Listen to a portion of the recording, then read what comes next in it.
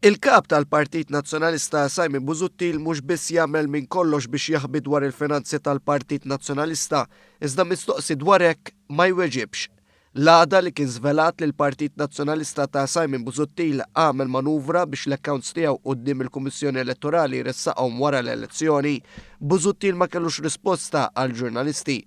Minflok bħal don urrid jgħid li ma kellhomx dritt jistaqsuh. Il-Partit Nazzjonalista kellu ċans sa l-aħħar ta' April biex jippreżenta l-accounts il-Kummissjoni Elettorali għaliex tlabtu li ma tippreżentawhomx dakinhar u ġeddu sa Ġunju.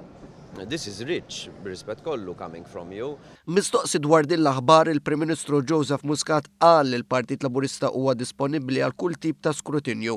Kontrast mal-Partit Nazzjonalista li jitkellem dwar governanza iżda jaġixxi mod ieħor. U issa ma jridx illi n-nies ikunu jafu ikollhom il-dettalji tal-accounts tal-Partit Nazzjonalista, il-dettalji tal-accounts tal-Labour Party qegħdin għand il-Kummissjoni Elettorali, qegħdin available for scrutiny. Ma tlabniex prologi għal wara l-elezzjoni, hija kif naqbad ngħid prattika ħafna illi inti tgħid ħadd ippreżenthom wara l-elezzjoni. Din hija xi ħaġa li fil-verità turi li għandu x'jaħbi. Il-Kap tal-Oppożizzjoni jitkellem tant fuq trasparenza.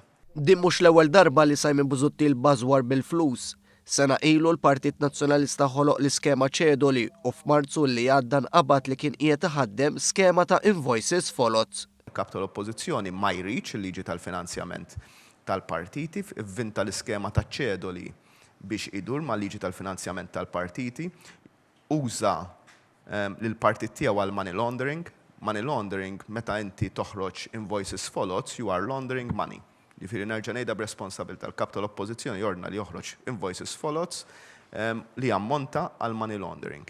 Meta fil-bidu qal li lest biex joqgħod għal investigazzjoni min-naħa tal-Kummissjoni Elettorali biex ma jkunx investigat tela l-qorti biex jgħid li l-Kummissjoni Elettorali m'għandix id-dritt illi tinvestigah.